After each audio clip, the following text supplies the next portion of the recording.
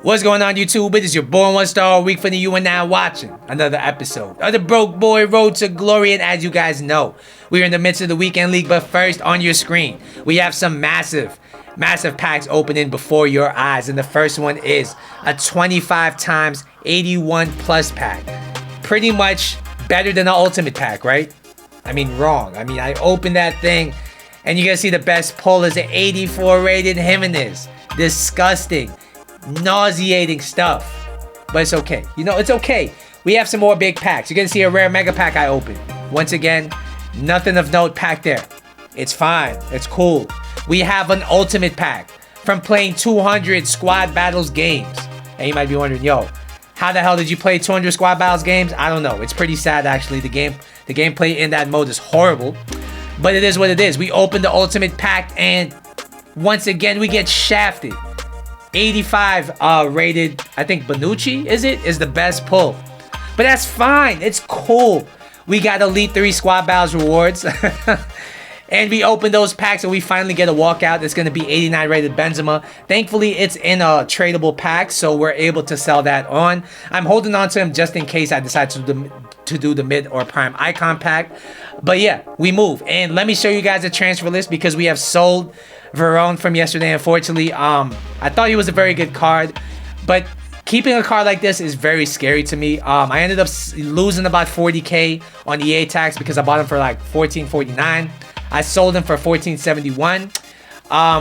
And let me show you guys a new team because as you can tell by the thumbnail, we have a new player to review, but there is more than one player that we've added to this team. The first signing we made is 86 rated Cuadrado, and really the main reason I'm trying him is because I'm using a 3-back. So this guy's probably one of the best players you can use in the 3-back as the right mid. Not only that though, we have Cristiano Ronaldo as our striker, and what better way to get him on chem than to use Cuadrado.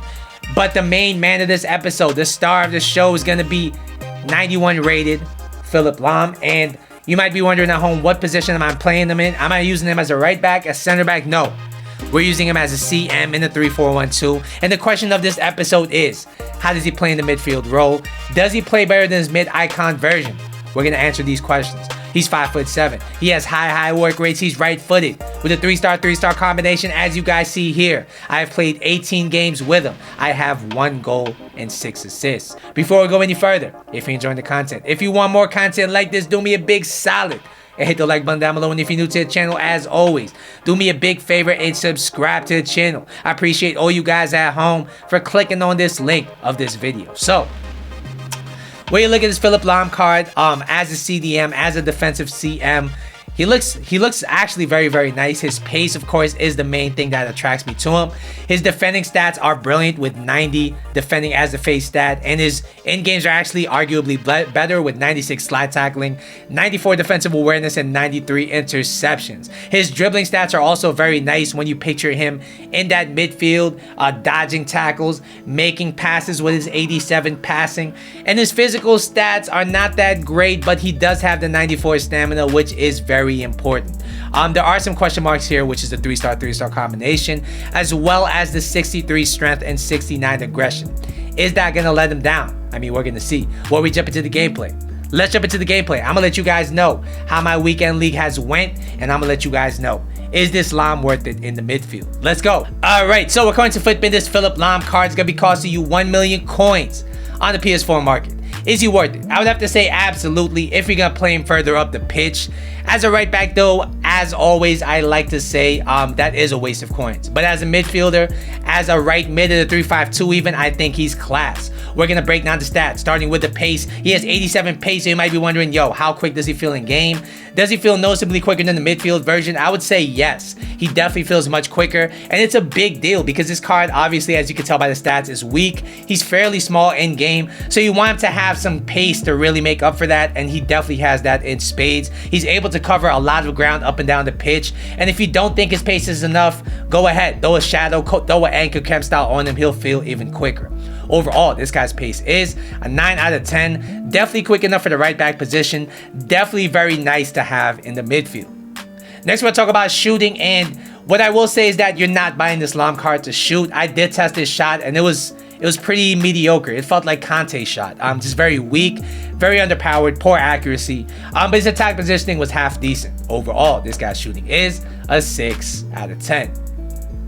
Next, we'll talk about his passing, and it was bloody brilliant. If you like to have playmakers in the midfield and you want to play him in the midfield, he's going to fit right in. His 86 vision, 86 long passing, and 87 curve make him a deep line playmaker. His driven passes were on the money every single time. His through balls were defense splitting if you timed them correctly. And his short passing at 88 means that in and around the box, he's able to make passes very, very well. Overall, this guy's passing is a 9.5 out of 10. Very, very Pirlo-esque to have in the midfield.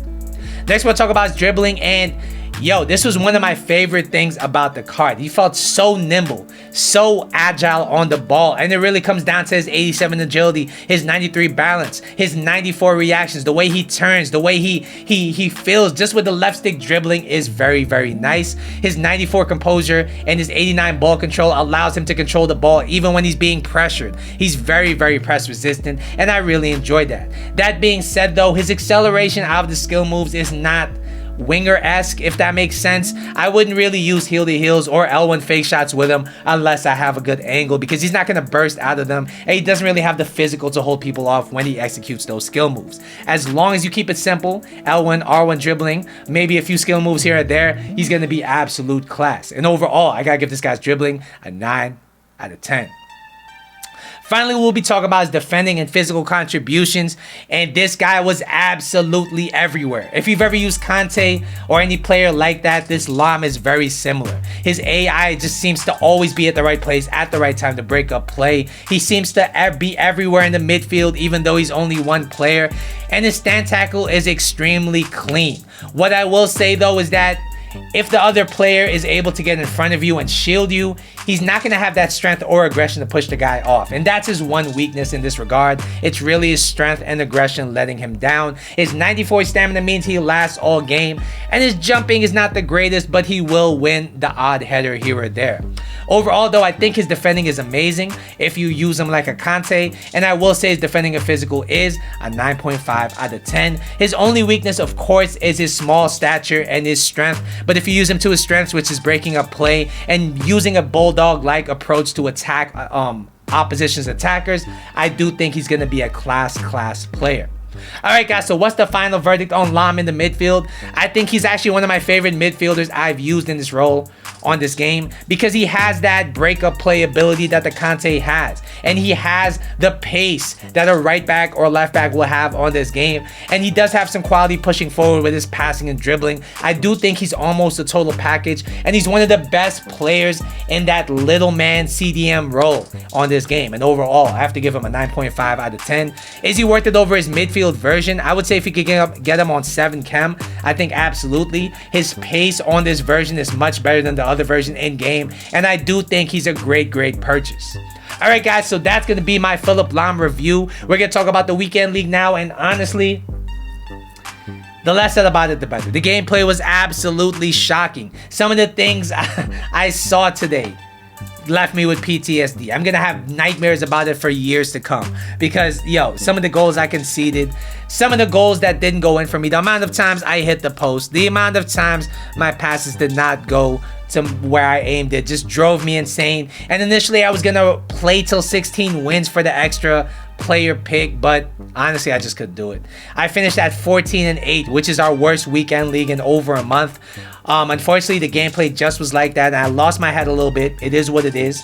We're gonna move on, and I apologize that I'm not finishing these weekend leagues. I'm not finishing these weekend leagues out for you guys, but the gameplay is just not really fun for me at its current state. When the gameplay is smooth, I mean, I do like to play as much as possible. But when the gameplay is in its current state, I just can't do it. I can't bring myself to do it, especially if I'm not having fun. So yeah, I'm just gonna take it day at a time, or day by day.